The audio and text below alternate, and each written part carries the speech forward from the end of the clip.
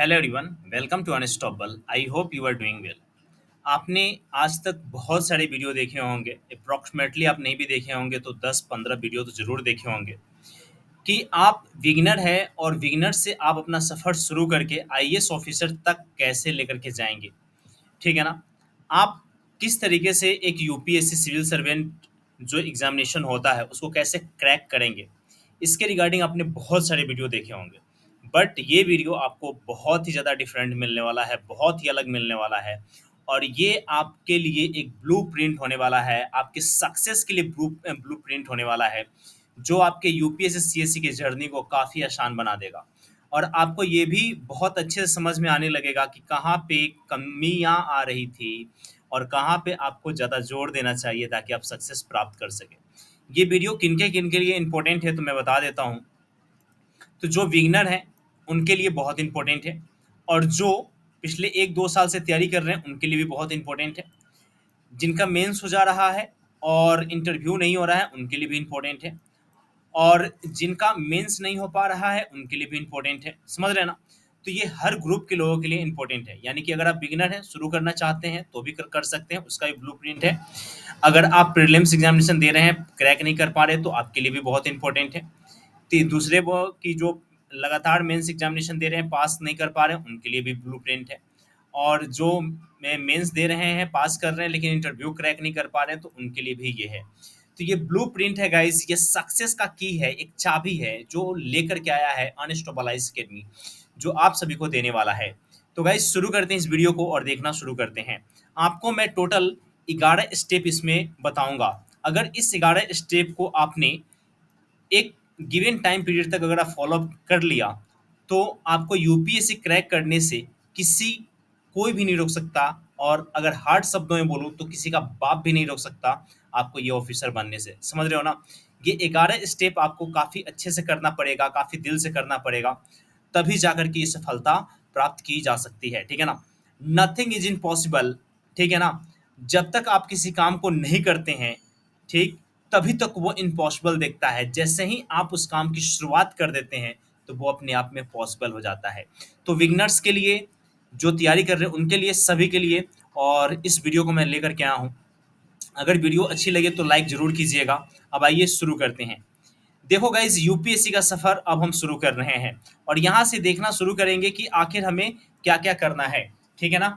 तो as a beginner, ठीक है ना, चाहे आप बिगिनर हो, चाहे आपने कई सालों से एग्जाम की प्रिपरेशन कर कर रखा है, इससे कोई मतलब नहीं है।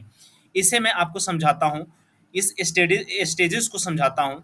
तो पहले आप स्टेप नंबर 1 में देखो। स्टेप नंबर 1 में कहा जा रहा है कि आपको यूपीएससी एग्जाम को पहले आपको समझना पड़ेगा कि ये एग्जामिनेशन किस लिए है और क्या चीज़ का डिमांड करता है। तो यूपीएससी एग्जाम में देखेंगे तो टोटल 3 स्टेज होते हैं इसके एग्जामिनेशन में। पहला आप देखेंगे तो गाइस प्रीलिम्स का एग्जामिनेशन होता है, और प्रीलिम्स का एग्जामिनेशन आजकल इतना ज़्यादा डिफरेंट होने वाला इतना ज़्यादा डिफरेंट हो गया है, और इस तरीके से इसमें सवाल पूछे जा रहे हैं कि यहीं पे इंसान को निकाल देता है। तो किस तरीके से प्रीलिम्स का प्रिपरेशन करना है उसका भी ब्लूप्रिंट है, मेंस का कैसे करना है उसका भी ब्लूप्रिंट है, और फाइनली यहाँ पे पर्सनालिटी को कैसे डेवलप करना है इसका भी है। तो आपको स्टेप नंबर 1 में देखना है 3 स्टेजेस। पहले स्टेज में आपको प्रीलिम्स एग्जामिनेशन को क्रैक करना पड़ता है, जिसमें आपको जर्नल स्टडीज पेपर 1 को देखना होता है, और जर्नल स्टडीज पेपर 1 को देखने के बाद आपको यहाँ पे सीसेट का पेपर आपको देखना पड़ता है। उसके बाद स्टेप नंबर 2 में मेंस एग्जामिनेशन आता है। टोटल इसमें आप सब्जेक्ट देखो तो 9 सब्जेक्ट्स आते हैं, 9 सब्जेक्ट्स आते हैं। ठीक है ना? और इसमें आप देखो तो एसए का पेपर 1 हो गया, 4 आपके जीएस पेपर हो गए, 2 आपके ऑप्शनल पेपर हो गए, और उसके बाद 2 आपके लैंग्वेज का पेपर हो गया, हिंदी और इंग्लिश। ठीक है ना? ये आपके लैंग्वेज के पेपर हो गए। टोटल आते हैं 9 सब्जेक्ट, और यहाँ पे आप देख सकते हो। उसके बाद आता है आपका पर्सनालिटी डेवलपमेंट, और पर्सनालिटी डेवलपमेंट करने के बाद फिर आप बन पाते हो आईएएस ऑफिसर या आईपीएस ऑफिसर, या जो भी आपने पहला प्रेफरेंसेस दिया है उसके बाद। ठीक है? अब आगे बढ़ते हैं कि आपने क्या किया है कि एग्जामिनेशन पैटर्न को समझ लिया है, स्टेजेस को समझ लिया है। दूसरा स्टेप क्या है कि अब आपको सिलेबस को अंडरस्टैंड करना पड़ेगा, अब आपको सिलेबस को समझना पड़ेगा। देखो गाइस, अभी मैं सिर्फ और सिर्फ ऊपर ऊपर की बातें बता रहा हूँ, जो आप कहीं ना कहीं से देखे हुए हैं, जो आप समझ चुके हैं। रियल गेम आपको अंदर समझ में आने वाला है। जैसे जैसे वीडियो आगे बढ़ता जाएगा ये गेम और ज़्यादा आपको कॉम्प्लिकेटेड और आसान भी होता चला जाएगा, और आपको ये भी समझ में आने लगेगा कि हाँ किस तरीके से क्या करना है। अभी मैं सिर्फ और सिर्फ आपको ये बता रहा हूँ कि सिलेबस को समझना बहुत ज़रूरी है, सिलेबस की डिमांड को समझना बहुत ज़रूरी है। अगर आप prelim syllabus GS paper one की बात करो तो जीएस पेपर वन में आपको देखने को मिलता है हिस्ट्री, जियोग्राफी, ठीक है ना, पॉलिटी, इकोनॉमी, इन्वायरमेंट, और उसके बाद आपका है साइंस एंड करेंट अफेयर। ये आपके पेपर वन में आते हैं। जो बिगिनर्स हैं उन्हें नहीं पता होगा तो आप ये नोट डाउन कर लेना, या आप पीडीएफ डायरेक्ट मेरे टेलीग्राम चैनल से जाकर डाउनलोड कर लेना, ठीक है। और जो पहले से तैयारी कर रहे हैं, जो पहले से प्रिपरेशन कर रहे हैं, उनको बहुत अच्छे से पता होगा कि मैं क्या कह रहा हूँ। उसके बाद आता है सीसेट का पेपर, और सीसेट आज के समय में इतना ज़्यादा इंपॉर्टेंट हो गया है और ये इतना ज़्यादा हार्ड हो गया है, इतना ज़्यादा इससे हार्ड क्वेश्चन पूछने लगी है यूपीएससी कि मैं क्या ही बताऊं, ठीक है ना। लेकिन सिलेबस में आप देखो तो यहाँ पे आपको बहुत सिंपल सिंपल सी बात लिखी है कि भैया हम कुछ नहीं करेंगे, कॉम्प्रिहेंशन पूछेंगे, ठीक है ना, इंटरपर्सनल स्किल्स के बारे में जानेंगे, लॉजिकल रीजनिंग के बारे में आपसे पूछा जाएगा, और एनालिटिकल एबिलिटीज के बारे में पूछा जाएगा, जो कि सिलेबस में मेंशन है।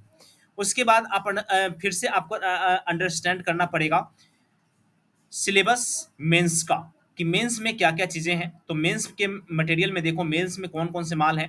तो यहाँ पे सबसे पहले एसे का पेपर, उसके बाद आपका जर्नल स्टडीज़, उसके बाद जर्नल स्टडीज़ वन में आता है आपका इंडियन हेरिटेज, कल्चर, ठीक है ना, उसके बाद हिस्ट्री, जियोग्राफी, एंड आपका आता है सोसाइटी। ये जो स्टैंडर्ड जो सिलेबस है ये यूपीएससी के ऑफिशियल वेबसाइट से लिया गया है, और ये सारे सिलेबस वहाँ पे मेंशन भी हैं।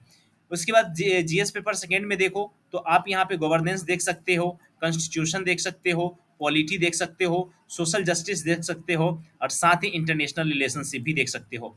जीएस पेपर थर्ड की मैं बात करूँ तो यहाँ पे आपको टेक्नोलॉजी की मिलेगी, इकोनॉमी मिलेगी, science and technology, economy, economic development, biodiversity, यहाँ पे आपको सिक्योरिटी एंड डिजास्टर मैनेजमेंट आपके थर्ड पेपर में मिलेगा। फोर्थ पेपर में आ जाओ तो आपको एथिक्स, इंटीग्रिटी एंड एप्टीट्यूड देखने को मिलता है। और फोर्थ जो ये जो आपका है ऑप्शनल पेपर है, ऑप्शनल पेपर आपके दो होते हैं, पेपर नंबर वन और पेपर नंबर टू। इंपॉर्टेंट बात यहाँ पे ये है जो कि आपको ध्यान देना है काफ़ी अच्छे से, वो ये है कि आपको इस सब्जेक्ट का चूज सिलेक्शन करते समय आपको अपने इंटरेस्ट के ऊपर बहुत ही ज़्यादा ध्यान देना है कि आपको कौन से सब्जेक्ट में कितना ज़्यादा इंटरेस्ट है, कितने अच्छे से किस सब्जेक्ट को आप अंडरस्टैंड कर रहे हो। इस चीज़ के ऊपर ध्यान देना बहुत ज़रूरी है, क्योंकि ऑप्शनल पूरी गेम को चेंज करके रख देता है। अगर GS paper one, two, three and four की मैं बात करूं तो मैंने अप्रॉक्सीमेटली लगभग लगभग 7 से 8 हज़ार मैंने ओरिजिनल मार्कशीट देखे हैं। ओरिजिनल मार्कशीट मैंने 7 से 8 हज़ार देखे हैं, और मैंने टॉपर से लेकर के और जो फेल हुए हैं उन तमाम लोगों का मार्कशीट देखा, और मैंने यूट्यूब के ऊपर अपने शेयर भी किया है। किसी भी बंदे का मैंने नहीं देखा है कि 100 से लेकर के, ठीक है ना, और 120 प्लस के ऊपर मार्क्स आपको देखने को मिले जिस पेपर वन से लेकर के फोर तक, ठीक है ना। जिस पेपर वन से लेकर के फोर तक एक एवरेज मार्किंग होता है जो है 90 से लेकर के 100, ठीक है ना, 90 से लेकर के 100 तक की मार्किंग होती है। लेकिन आप इसमें 90, 100, 105, 110 तक आप मैक्सिमम लेकर के जा सकते हो, ठीक है ना। लेकिन यहाँ पे आप एथिक्स में, और फिर आपका ऐसे पेपर, यहाँ पे ऐसे पेपर आपका गेम चेंज कर देता है, जिसमें आप अच्छा खासा नंबर उठा सकते हो। 100 आप 50 प्लस नंबर के आसपास, 150, 180 के प्लस जा सकते हो। और ऑप्शनल पेपर तो आपका पूरा का पूरा रैंक ही चेंज करके रख देता है। इसमें आप 280 प्लस नंबर पा सकते हो काफ़ी आसानी से, ठीक है ना, ऑप्शनल पेपर में। तो इसलिए ऑप्शनल सेलेक्ट करते समय बहुत अच्छे से ध्यान देना, और यही सारे पेपर जो हैं आपको एग्जामिनेशन को करेक्ट करवाएंगी। अभी सिर्फ और सिर्फ मैं सिलेबस को अंडरस्टैंड करवा रहा हूं। अब हम फाइनली बात करने जा रहे हैं कि अब प्रिपरेशन कैसे शुरू करना चाहिए, यानी कि क्रिएट अ स्टडी प्लान को कैसे बनाना है, किस तरीके से क्रिएट करना है। अब हम इसके ऊपर बातचीत करने जा रहे हैं। तो आई होप गाइस कि आपको दो स्टेप समझ में आ गया होगा। अब तीसरा स्टेप जो कि बहुत ही इंपॉर्टेंट है, और यहाँ पे आप कुछ ग्राफिक्स वगैरह भी देख सकते हो, और ये आपको कितना ज़्यादा बूस्ट करेगा ये भी आप देख सकते हो। प्रीलिम्स एग्जामिनेशन की प्रिपरेशन की अगर मैं बात करूं तो यहाँ पे आपको क्या करना पड़ेगा कि सबसे पहले जो आपको फोकस करना है, वो करना है बेसिक सब्जेक्ट पे। बेसिक सब्जेक्ट्स में अगर मैं बात करूँ, तो एनसीईआरटी का जो टेक्स्ट बुक है, उसके ऊपर आपको बहुत अच्छे से फोकस करना पड़ेगा। तभी जाकर के आप प्रीलिम्स एग्जामिनेशन को क्रैक कर पाओगे। और साथ ही इसके साथ-साथ आपको स्टैंडर्ड बुक्स को भी फॉलो करना पड़ेगा, जो कि मैं आगे आपको बताऊँगा। यहाँ पे देखो तो मैंने आपको बताया है कि प्रीलिम्स एग्जामिनेशन का प्रिपरेशन आपको कैसे करना है। तो बेसिक सब्जेक्ट्स को ऊपर आपको फोकस करना है। खास करके आपको हिस्ट्री, जियोग्राफी, पॉलिटी और साइंस, ये सारे एनसीईआरटी आपको देखने हैं, ठीक है ना? क्लास 6 4 टू लेकर के 4 से लेकर के, ठीक है ना? आप ऐसे कर सकते हो, क्लास 6 से लेकर के और क्लास 12 तक की पूरी एनसीईआरटी पहले आप समाप्त कर लो, ठीक है? तो ये आपको देखना है, इतना आपको करना ही पड़ेगा, समझ रहे हो? और कितना ज़्यादा टाइम लगने वाला, सब कुछ डिस्कस करेंगे, सब कुछ है, पूरा मटेरियल है, तभी तो बिगनर से लेकर के ये आईएएस तक का सफर आपको करवाएंगे। यहाँ पे देखो आप कि न्यूज़पेपर को कैसे रीड करना है, उसकी वीडियो आती है। तो न्यूज़पेपर रीड करना आपको डेली बेसिस पे, और कोई भी एक ऐसा करंट अफेयर का लो, कोई भी एक चैनल ज्वाइन कर लो या कुछ भी करो, जो आपको डेली बेसिस पे अपडेट देता रहे। और सॉल्व करो प्रीवियस ईयर क्वेश्चंस, क्योंकि प्रीवियस ईयर क्वेश्चंस आप जब सॉल्व करो, तो ऐसा फील करो कि आप एग्जाम हॉल में बैठे हो, और तभी जाकर के आप अपने सक्सेस को प्राप्त कर सकते हो। अब मेंस प्रिपरेशन की बात करूँ, तो यहाँ पे एक बार अगर आप क्लियर कर लेते हैं प्रीलिम्स एग्जामिनेशन को, तो प्रीलिम्स एग्जामिनेशन क्लियर करने के बाद आपको काफ़ी डीप में जाकर के डेवलप करना पड़ता है सभी सब्जेक्टों को। इसमें अगर मैं बात करूँ, तो यहाँ पे आपको हेल्प लेना पड़ सकता है किसी कोचिंग इंस्टीट्यूट का, या ऑनलाइन रिसोर्सेज का, यहाँ पे आपको हेल्प लेना पड़ेगा ही पड़ेगा। क्योंकि टेक्स्ट बुक आपको स्टैंडर्ड देखना है, कोई अच्छी सी वेबसाइट आपको यूज़ करनी है, जहाँ पे आपके यूपीएससी, सीएससी एग्जामिनेशन से रिलेटेड इन्फॉर्मेशन आते हो, और आपको कुछ ऑसम्स वीडियो देखने हैं, लेक्चर्स देखने हैं, ताकि आपका जो मेंटल डेवलपमेंट है, वो हो सके। और यहाँ पे आपको प्रैक्टिस करना है आंसर राइटिंग का रेगुलर बेसिस पे, और साथ ही आपको जर्नल स्टडीज पेपर और एसे पेपर का भी आंसर राइटिंग बहुत अच्छे से करना है। उसके बाद आता है ऑप्शनल पेपर, जो है game changer paper. Optional paper, ये आपको देखो, आप अपने जो भी आपके इंटरेस्ट है और जो आपका बैकग्राउंड है, उसके अकॉर्डिंग ही ऑप्शनल पेपर रखना। ऐसा नहीं है कि हाँ, कोई व्यक्ति मैथ से पास हो रहा है तो हम मैथ ले लिए, कोई व्यक्ति हिस्ट्री से पास हो रहा है तो हिस्ट्री ले लिए। बिल्कुल भी ऐसा गलती मत करना, क्योंकि जो सब्जेक्ट में आपका इंटरेस्ट है, उसी सब्जेक्ट को आप लेना, और कोई डेडिकेटेड सफिशियंट टाइम आपको देना पड़ेगा इस पेपर को, तभी जाकर के आप इसको काफ़ी अच्छे से समझ सकते हो। और लास्ट, इसमें थर्ड स्टेप में आता है कि इंटरव्यू का प्रिपरेशन, क्योंकि इंटरव्यू प्रिपरेशन के लिए सबसे ज़्यादा इंपॉर्टेंट होता है आपका स्किल कम्युनिकेशन और स्किल डेवलपमेंट। यही वजह है कि बहुत सारे बच्चे जो हैं, जिनके अंदर इंटरव्यू स्किल डेवलपमेंट नहीं हो पाता है, कम्युनिकेशन गैप होता है, जिसकी वजह से उनका मेंस होने के बाद भी ये उनका इंटरव्यू रुक जाता है। समझ रहे हो ना? तो ये सारी चीज़ें आप समझ पा रहे होंगे, आई होप।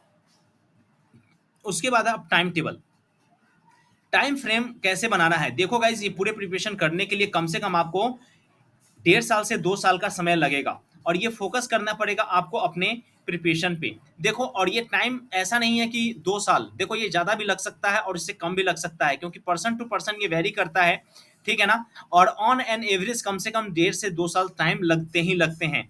तो अगर आज आप प्रिपरेशन करना चाहते हो, तो ये समझो कि हाँ, ओवरनाइट में मैं आईएएस बन जाऊं, तो ये नहीं हो सकता। आपको स्टेप बाय स्टेप चलना पड़ेगा, हर एक स्टेप पे आपको फॉलो करना पड़ेगा, आपको अपना स्टडी प्लान बनाना पड़ेगा, समझ रहे हो ना? फिर जा करके आप अचीवमेंट प्राप्त कर सकते हो। आपको स्टडी प्लान बनाना पड़ेगा। 15 महीने से लेकर के 2 साल के बीच में आपको ये पूरा लगता है। प्रीलिम्स एग्जामिनेशन की प्रिपरेशन की बात करूँ, तो 6 से 8 महीने मोर देन सफिशियंट है। मेंस एग्जामिनेशन की बात करूँ, तो 8 से 10 महीने का टाइम लग सकता है। और वहीं पे ऑप्शनल पेपर की मैं बात करूँ, तो 3 से 4 महीने का टाइम लग सकता है। और उसके बाद इंटरव्यू की मैं बात करूँ, तो 1 से 2 महीने का टाइम लग सकता है। अगर ऑन एन एवरेज अगर आप जोड़ो, ठीक है ना, तो आपको 2 साल प्लस टाइम लगेंगे। ये 2 साल में आप बहुत अच्छे से प्रिपरेशन कर पाओगे, और फिर आपको पीछे मुड़ करके नहीं देखना पड़ेगा। देखो गाइस, अब आप सोच रहे होंगे कि जो बच्चे आईएएस नहीं बन पाते हैं, फेल हो जाते हैं, तो वो उसके पीछे क्या रीज़न है? पहली बात तो ये है कि जो एक कंसिस्टेंसी होती है, अगर आप उसे फ़ॉलो नहीं करोगे, अगर आप उस टाइम को नहीं दोगे, तो फिर वो टाइम आपका ब्रेक होता है। तो वो 2 साल, 3 साल, 4 साल अगर आपने आपने अगर फ़ोकस होकर के प्रिपरेशन नहीं किया, तो वो टूटेगा और जब टूटेगा तो वो उतना टाइम आपका आगे जाके इंक्रीज़ होगा। जब तक आप इतना टाइम अगर आप फ़ोकस होकर के नहीं दोगे, तब तक कुछ नहीं होने वाला। इसलिए प्रीलिम्स एग्जामिनेशन प्रिपरेशन के लिए 6 से 8 महीने देने पड़ेंगे, आपको बेसिक्स पढ़ने पड़ेंगे, साथ ही इसके साथ स्टैंडर्ड बुक्स पढ़ने पड़ेंगे, फिर आपको करंट अफेयर पढ़ना पड़ेगा, तब जाके आपका प्रीलिम्स एग्जामिनेशन का तैयारी हो पाता है। उसके बाद यहाँ पे जब प्रीलिम्स एग्जामिनेशन हो जाता है आपका और इसकी प्रिपरेशन हो जाती है, तो मेंस के लिए आपका प्रीलिम्स जो प्रीलिम्स में तैयारी कर रहा है, जो बेसिक्स वो, और साथ में यहाँ पे जो डीप में जा करके जो पढ़ते हो, और चाहे वो क्लास नोट्स हो गया या किसी का वीडियो देख रहे हो वहाँ से, तो वो और आपका डीपर होते जाता है। और सेम टू सेम आपका ऑप्शनल पेपर के लिए, और उसके बाद आपको अपना इस पे भी वर्क करना है। ये नहीं कि हाँ खुद को बंद कर लिए और कम्युनिकेशन बना ही नहीं रहे हैं, तो ये इंटरव्यू में भी आपको प्रॉब्लम आता है। उसके बाद अब क्या करना है, कैसे स्टार्ट करना है, तो उसके ऊपर हम थोड़ी सी आप लोगों को बता देता हूँ। एज ए बिगनर आपको स्टार्ट कैसे करना है, तो सबसे पहले आप एनसीईआरटी बुक को उठाओ, हिस्ट्री पढ़ो, जियोग्राफी पढ़ो, साइंस पढ़ो, और उसके बाद दो सब्जेक्ट और इसमें मैं ऐड कर रहा हूँ, इन्वायरमेंट, ठीक है, और उसके बाद इन्वायरमेंट, जियोग्राफी हो गया, और उसके बाद पॉलिटी, ठीक है ना। ये दो सब्जेक्ट यानी कि 3 तो 5 सब्जेक्ट आपको पहले करने हैं, जो कि आपका बेसिक्स होगा, और ये करने हैं आपको एनसीईआरटी से, ठीक है ना। और यही आपका बिल्डिंग जो है स्ट्रांग करेगा फाउंडेशन को। अगर आपका फाउंडेशन स्ट्रांग नहीं है, अगर आपका बिल्ड स्ट्रांग नहीं हुआ है, तो फिर आप चाहे जितने मर्जी स्टैंडर्ड बुक्स को पढ़ लो, आपका प्रीलिम्स एग्जामिनेशन कभी भी क्रैक नहीं होने वाला है, और कभी भी क्रैक नहीं हो सकता है। आप पूछ लेना जिनका क्रैक नहीं होता होगा उनसे भी। और अगर ये फाउंडेशन आपका सही से नहीं बना, तो मेंस भी क्रैक नहीं होगा, और मेंस नहीं क्रैक होगा तो आप कभी भी इंटरव्यू में नहीं बैठ पाओगे। इसलिए as a beginner, as a friend, अगर आप बिगनर हैं या आप चाहे जितने भी साल से पढ़ाई कर रहे हो उससे मतलब नहीं है, आपको शुरुआत करनी पड़ेगी एक पॉइंट से, और वो पॉइंट है एनसीईआरटी। और एनसीईआरटी पढ़ना शुरू करो, और ये सेल्फ स्टडी करो। ये नहीं कि यूट्यूब पे, ये नहीं कि कहीं पे गए और वीडियोस देखना शुरू कर दिया। जो व्यक्ति आपको वीडियो दिखा रहा है वो उसका अपना एक एनालिसिस है, उसका एक अपना पैटर्न है, उसका समझाने का तरीका अलग है, आपको समझने का तरीका अलग है। इसलिए खुद का डेवलपमेंट करो, खुद से पढ़ो, खुद से सेल्फ स्टडी करो, क्योंकि एनसीईआरटी लिखा गया है बच्चों के लिए। ये आपका कंपटीशन बुक नहीं है, एनसीईआरटी बच्चों के लिए लिखा गया है, इसलिए आप इसको काफ़ी अच्छे से समझ सकते हो। और जो टॉपिक आपको समझ में ना आए, उसके लिए आप ज़रूर जाओ, ज़रूर देखो आप यूट्यूब वगैरह से या कहीं से भी, ठीक है। एक चीज़ जो कि बहुत बच्चे जो छोड़ते हैं, वो है आपका करंट अफेयर। देखो पहले बेसिक्स कंप्लीट करो, उसके बाद इन डेप्थ नॉलेज के लिए आप जाओ, ठीक है ना, स्टैंडर्ड टेक्स्ट बुक पे, जैसे कि आपका एम लक्ष्मीकांत सर का पॉलिटी हो गया, ठीक है ना। फिर आपको मैं बता दूं, ये लक्ष्मीकांत सर का पॉलिटी हो गया। उसके बाद साइंस एंड टेक की बात करूँ तो रवि अग्रहरि सर का साइंस एंड टेक हो गया। इन्वायरमेंट की बात करूँ तो रवि अग्रहरि सर, अगेन उनका साइंस एंड टेक, आप इन्वायरमेंट टेक्नोलॉजी पढ़ सकते हो। और भी बहुत सारी बुक्स हैं, कभी कहोगे तो मैं उसके लिए एक अलग से वीडियो बनाऊंगा, ठीक है। फिर उसके बाद यहाँ पे देखो कि फोकस ऑन करेंट अफेयर। आपको कोई एक डेली बेसिस पे न्यूज़पेपर पढ़ना पड़ेगा, कोई डेली बेसिस पे आपको मैगजीन फॉलो करनी पड़ेगी, और कोई न्यूज़ चैनल आपको अच्छे से देखना पड़ेगा, चाहे आप राज्यसभा टीवी देखो या जो आपके एग्जाम पॉइंट ऑफ व्यू से इंपॉर्टेंट है, रिलेवेंट है, वो देखो। लेकिन आपको ये अपडेट्स करते रहने पड़ेंगे। इंपॉर्टेंट इवेंट्स आपके लिए बहुत इंपॉर्टेंट है, इसलिए इंपॉर्टेंट इवेंट्स का नोट्स आपको बनाते रहना पड़ेगा। और एक ही जो है सक्सेस का मूल मंत्र है, वो है रिवीजन, रिवीजन, रिवीजन। उसके बाद प्रैक्टिस करना पड़ेगा। अब 7वें स्टेप में मैं आ गया हूँ, तो 7वें स्टेप में आपको प्रीवियस ईयर क्वेश्चंस को प्रैक्टिस करना शुरू कर दो, क्योंकि आपने प्रिपरेशन कर रखा है प्रीलिम्स का, मेंस का, आपका प्रिपरेशन हो गया है, तो अब आप प्रीवियस ईयर क्वेश्चन लगाना शुरू करो। फर्स्ट डे से कभी भी प्रीवियस ईयर क्वेश्चन प्रैक्टिस मत करना। ये एक डिजास्टर है, कंप्लीट डिजास्टर है। ये आपको डिमोटिवेट करेगा और आपको एग्जाम के रेस से बाहर कर देगा।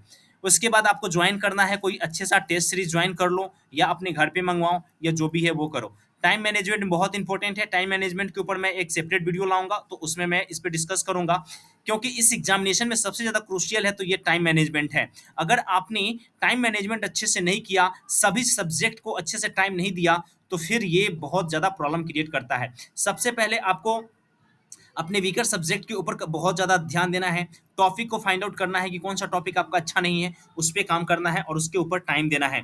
और उसके बाद आपको रेगुलर बेसिस पे पॉइंट नंबर 10 में रेगुलर बेसिस पे आपको रिवीजन करना है, क्योंकि आप जब तक रिवीजन नहीं करोगे तब तक कुछ नहीं हो सकता।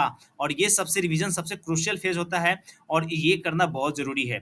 और उसके बाद क्या है, स्टे करना है आपको हेल्दी एनवायरनमेंट में, स्टे करना है आपको, मोटिवेटेड रखना है खुद को, क्योंकि ये एग्ज़ाम ओवरनाइट बेसिस पे आप पास नहीं कर सकते हो, इसके लिए एक अच्छा खासा टाइम लगेगा और खुद को मोटिवेट रखना बहुत ज़्यादा ज़रूरी होता है। अगर आपने खुद को मोटिवेट नहीं रखा, खुद को ब्रेक नहीं दिया, आप हेल्दी एनवायरनमेंट में नहीं रहे, हेल्दी फूड नहीं खाएँ, तो फिर आपको बहुत ज़्यादा प्रॉब्लम हो जाता है। यही वजह है कि 2 दिन 4 दिन के बाद ऐसा लगता है कि क्या मेरे से हो पाएगा? तो गाइज़ यही है कि खुद के लिए टाइम दो, खुद के टाइम को मेंटेन करो, आप हेल्दी रहो, हेल्दी लाइफ़स्टाइल जियो, खुद को मोटिवेटेड रखो, समझ रहे हो ना? तो ये सारी चीज़ें हैं। और आखिरी जो पॉइंट है जो आप सभी के लिए मैं ये कहना चाहता हूँ कि आपके लिए एक रिमाइंडर है। रिमाइंडर क्या है कि एवरीवन जर्नी इज़ यूनिक। हर व्यक्ति का जर्नी जो होता है वो यूनिक होता है। सो डोंट कंपेयर योरसेल्फ, किसी से भी खुद को कंपेयर मत करो। और जिस दिन आपने ये कर लिया ना गाइस, समझो कि आपकी असफलता का कारण सबसे बड़ा यही है। इसलिए कभी भी किसी के साथ कंपेयर नहीं करो। आप अपने आप के लिए, आपकी जर्नी यूनिक है, आप यूनिक हो और ये आपका है। इसलिए फोकस करो अपने प्रोग्रेस पे, फोकस करो अपने वर्क पे और बस करते रहो, करते रहो, करते रहो। और जो डेली बेसिस पे आपने गोल सेट करा है, उस गोल को अचीव करो। ठीक है ना? बस मैं यही कर सकता हूँ। Good luck with your UPSC CSC preparation. अब स्टार्ट करो गाइस, सोच क्या रहे हो? इंतज़ार किसका है? समझ रहे हो ना? तो ये पावरफुल जो आप लोगों के लिए वीडियो था, आई होप कि आपको ये वीडियो बहुत पसंद आया होगा और आपको बहुत सारे पॉइंट्स समझ में आए होंगे। ठीक है ना? अगर वीडियो अच्छी लगी हो तो लाइक ज़रूर कीजिएगा, रेट ज़रूर कीजिएगा, रिव्यू ज़रूर कीजिएगा। आप मुझे इंस्टा पे फॉलो कर सकते हैं, आप मुझे ट्विटर पे फॉलो कर सकते हैं, आप मुझे टेलीग्राम जॉइन कर सकते हैं हमारा ऑफिशियल। और बस थैंक यू गाइज़। और इसके अलावा जो भी क्वेश्चन होगा आप पूछिएगा, मैं उसका आंसर दे दूँगा। तो thank you so much everyone, जय हिंद। और आप अपने जर्नी को आप शुरू कीजिए और प्रिपरेशन को स्टार्ट कीजिए। टाइम टेबल अगर चाहिए तो कमेंट बॉक्स में कमेंट करके बताना, मैं टाइम टेबल के ऊपर एक सेपरेट वीडियो बना दूँगा। Thank you so much everyone, जय हिंद।